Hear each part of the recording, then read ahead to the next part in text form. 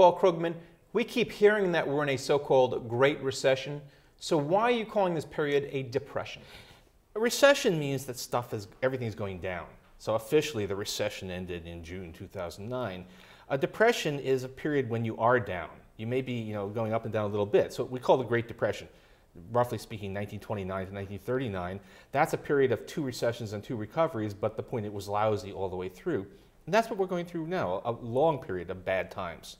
Even though we may be technically in a recovery, GDP may be growing, we are not in fact recovered, and so it's a depression. And it has the characteristics of a depression, that mass long-term unemployment, monetary policy, conventional stuff is at its limit, the zero interest rates. So this is like the Great Depression, only not quite as bad, but still pretty bad. But still, if you want President Obama to stay in the White House, and I would assume that you would prefer him than his competitor, do you want to start a negative reinforcement loop where you keep saying it's a Great Depression, people will say, maybe so, and they won't spend anymore? I think that I wish I had that much power from the title of my book. But no, I mean, the point is instead to say, we need to act. It's not okay.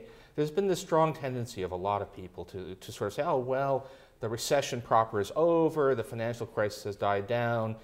No need to take more action, particularly at places like the Fed, whereas the reality is this is a terrible situation and we need to move to end it as fast as we can. Well, speaking of power, a lot of people say Tim Geithner won't be coming back as Treasury Secretary. Would you want that job if asked to serve? No, I'm a terrible administrator. You really don't want me running a department. And I like to be able to speak my mind, and I have, thanks to the New York Times, I have a place where a lot of people get to hear it when I do. So I think I'm in the right place right now.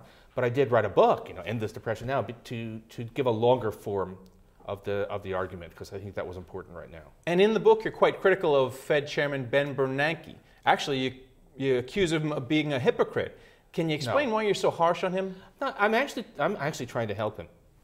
He may not enjoy the experience, but I'm trying to help him, because Professor Bernanke, Ben Bernanke, as he was when he hired me at Princeton, had a lot of good things to say about the need for central banks to be especially aggressive and to keep on trying whatever they could in times like this, in times when you're in a depression-type environment. Those criticisms were aimed at the Bank of Japan, but they now apply to the Federal Reserve under his leadership. And he gets a lot of grief from the right, from the people who say, do less, don't print money, worry about inflation even though it's not actually a problem. He needs to be getting some flack from the people like me who are saying, actually, you're not doing nearly enough. This market is stock tickers market. Stocks have rallied this year. We're coming into a Monday where we're going to